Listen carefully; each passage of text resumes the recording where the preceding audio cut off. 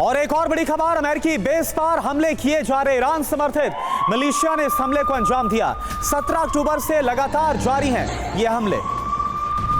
तो अमेरिकी बेस पर किस तरह से एक और हमले को अंजाम दिया गया, ये तस्वीरें आपके सामने। ईरान समर्थित मिलिशिया ग्रुप ने हमले को अंजाम दिया, ड्रोन के जरिए अटैक किया गया और इसके बाद बेस पर कैसी तबाही मची है वो आप देख पा रहे। 17 अक्टूबर से लगातार इराक और सीरिया में जो अमेरिकी बेस हैं उन पर हमला किया जा रहा है।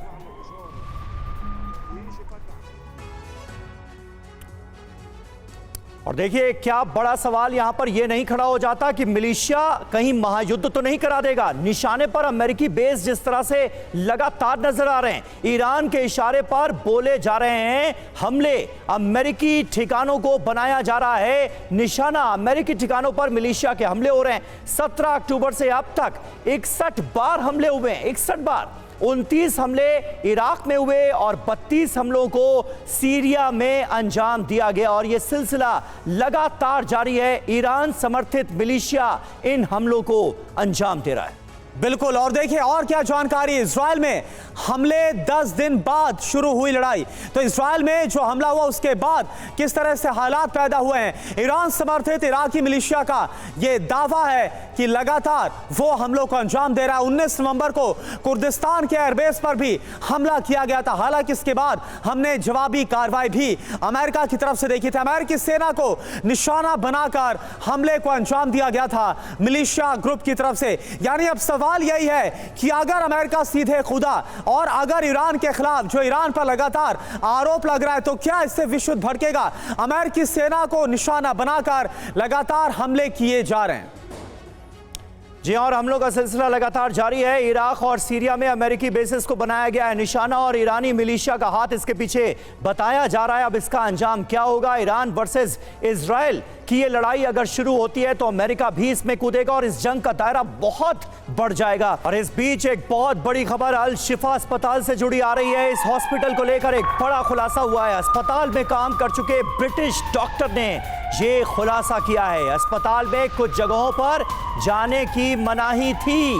3 महीने तक गाजा में ये ब्रिटिश डॉक्टर सर्व कर चुके हैं और उन्होंने अल शिफा अस्पताल को लेकर ये बड़ा खुलासा किया है।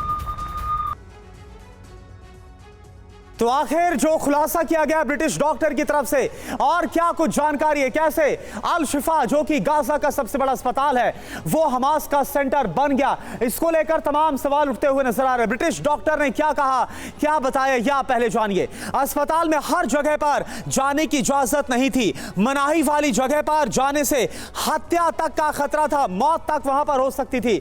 अस्पताल में मेडिकल से अलग भी गतिविधियां हो रही थी। यानी यह साफ तौर पर बयान करता है कि वहां पर हमास कुछ गलत जरूर कर रहा था। गैर मेडिकल काम के लिए एक वार्ड को तय किया गया था, वहां पर अस्पताल के इलाज से जुड़ा कुछ भी नहीं होता था। एक खास वार्ड का रास्ता बेसमेंट तक जाता था। अस्पताल के कर्मचारियों में हमास का बेहद डर था।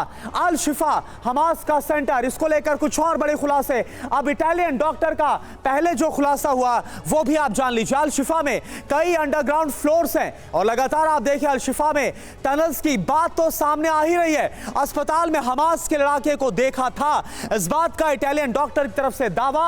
अंडरग्राउंड फ्लोर के लिए बड़ा दरवाजा था, हथियार बंद लड़ाके दरवाजे की बाकायदा निगरानी किया करते थे। लोगों ने बताया अस्पताल में हमास मौजूद है। तो इटालियन डॉक्टर और ब्रिटिश डॉक्टर के बयान कहीं ना कहीं इजरायली दावे के साथ जाते हुए मेल खाते हुए नजर आ रहे हैं।